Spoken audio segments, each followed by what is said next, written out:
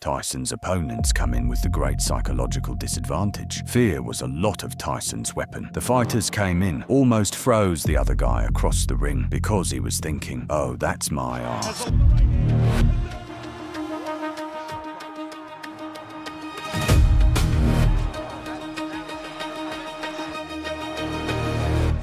The story of Mike Tyson: fear, power, and redemption.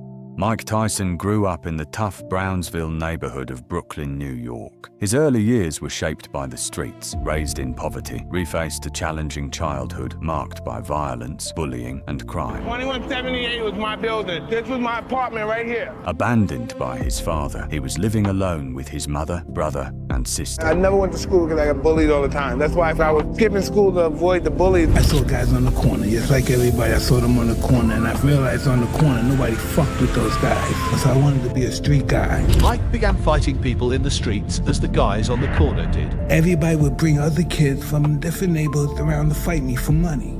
That's the only thing I thought I could do. And then I got locked up, became a criminal. I'm knocking people out, taking their money.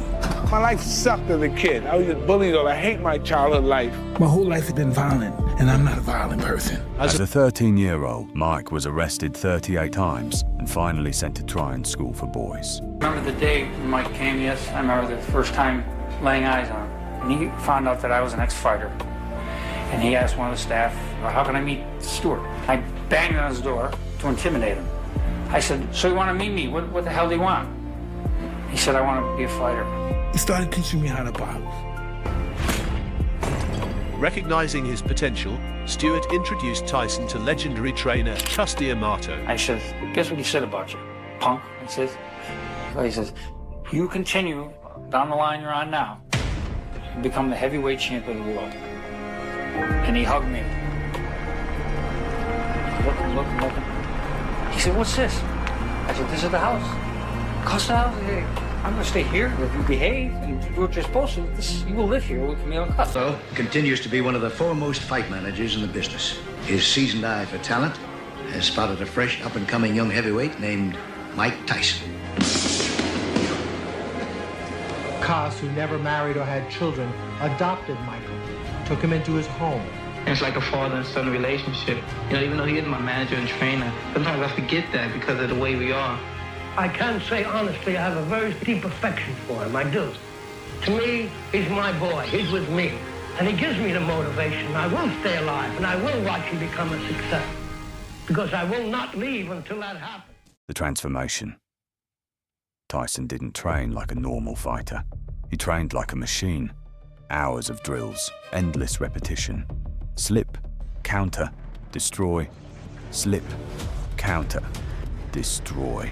Cuz built him psychologically, convincing him he was unstoppable. Mike Tyson competed in the Junior Olympics at 15 and 16 years old. Tell me what you're going to do tomorrow. I'm gonna go in there, I'm gonna jab to the head, then I'm gonna throw 8 to the body, and then I'm gonna move after I hit and punch the body. What are you going to do when you get inside? I'm gonna open up like a son of a bitch.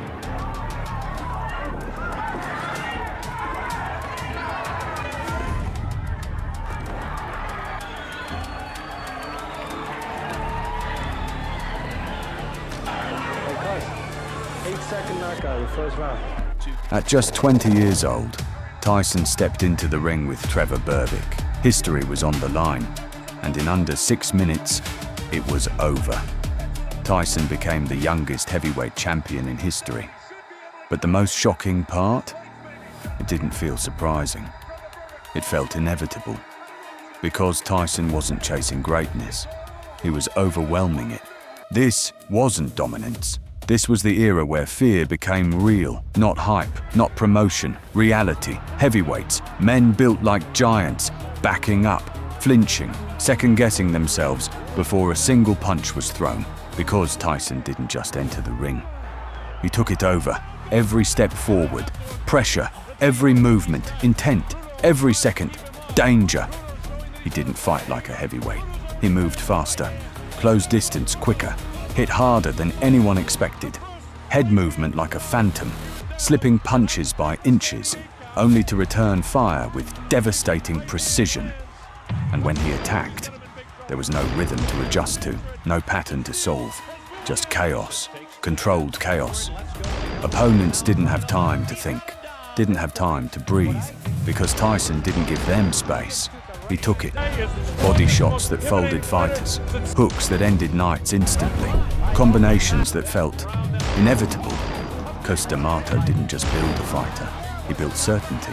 And when a man steps into the ring fully convinced he cannot lose, you're not just facing skill, you're facing inevitability. For a brief moment in time, no one had the answer.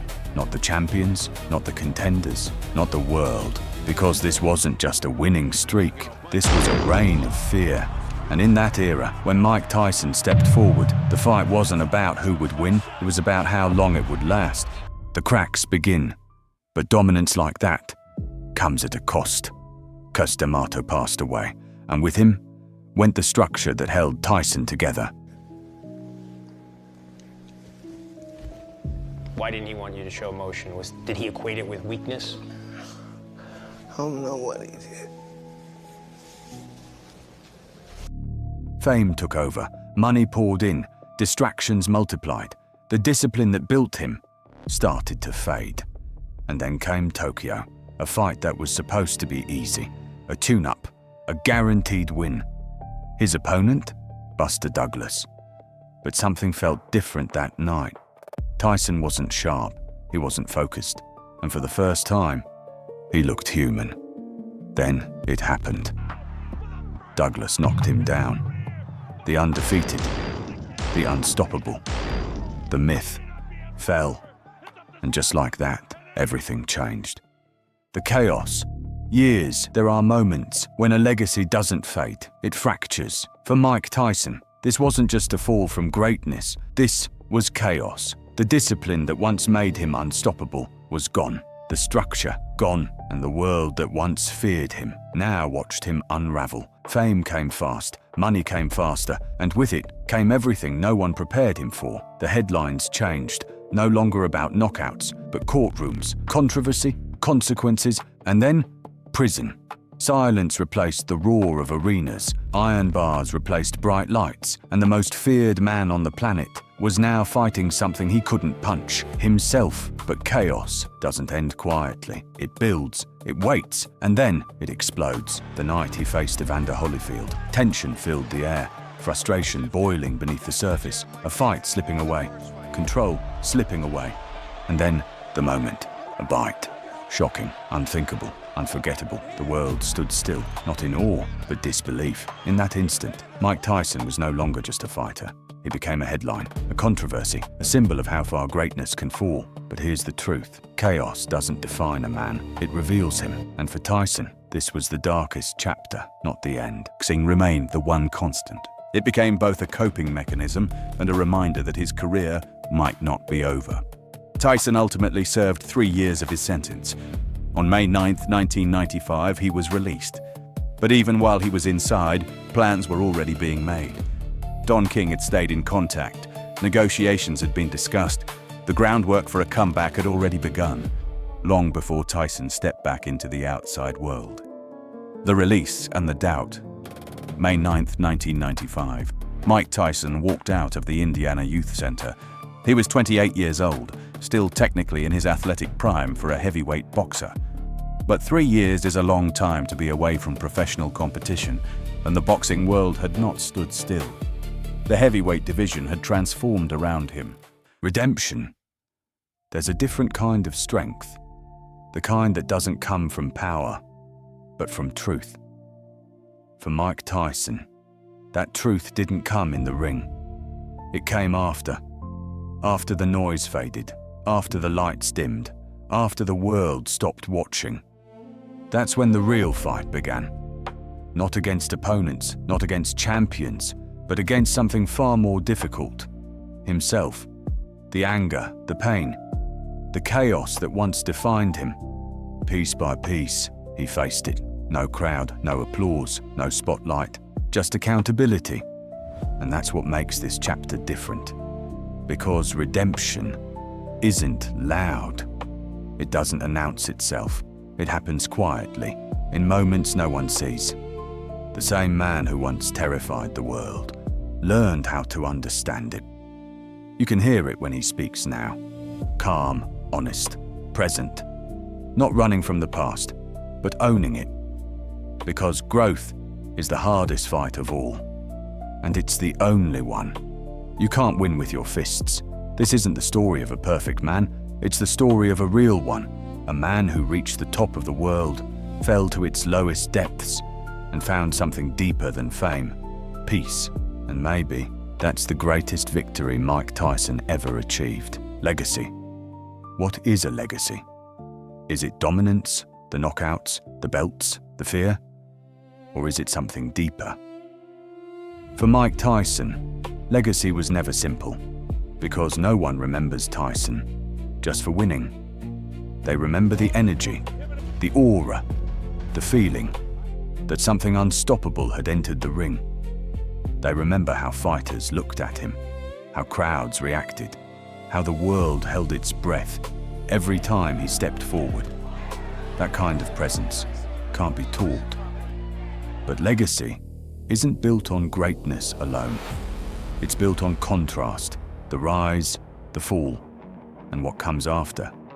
Because Tyson didn't just show us how high a man can climb. He showed us how far he can fall, and more importantly, how he can rise again.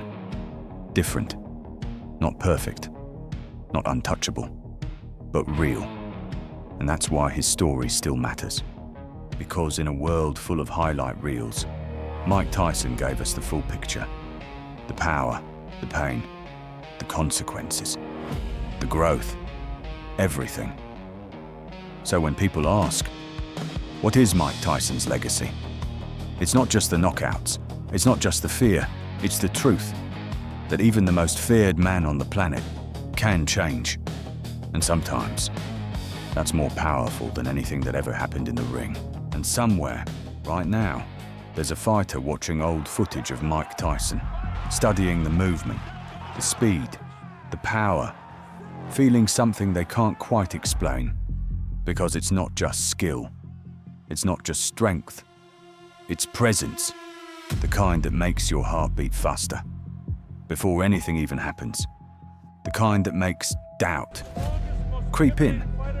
And in that moment, they realize something.